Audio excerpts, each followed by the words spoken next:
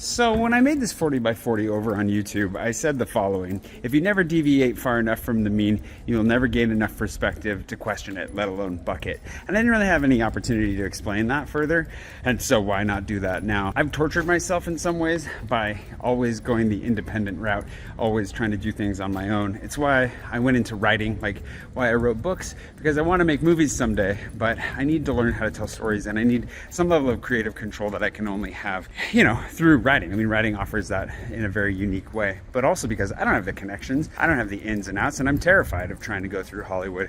Very much the perspective I had in my 20s. Not wrong, limiting for sure, but the way things were. The downside of this is it's very isolating and it doesn't really lend you towards a lot of really glowing opportunities. It leaves you kind of just spinning your wheels and trying to figure everything out on your own, whether or not you're going to be capable of doing that.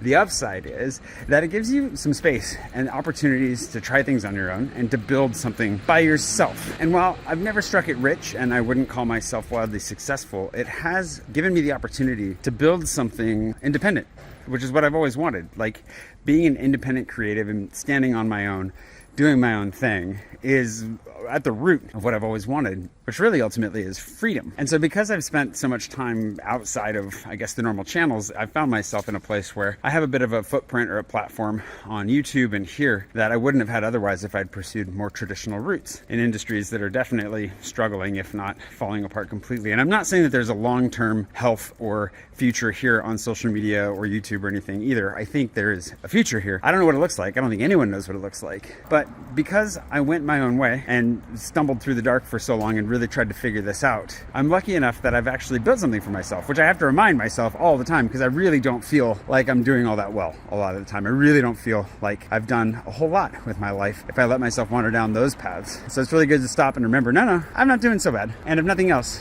thankfully, I'm doing it on my own. And that in and of itself is worth more than, I don't know, all the accolades. Maybe it's not accolades.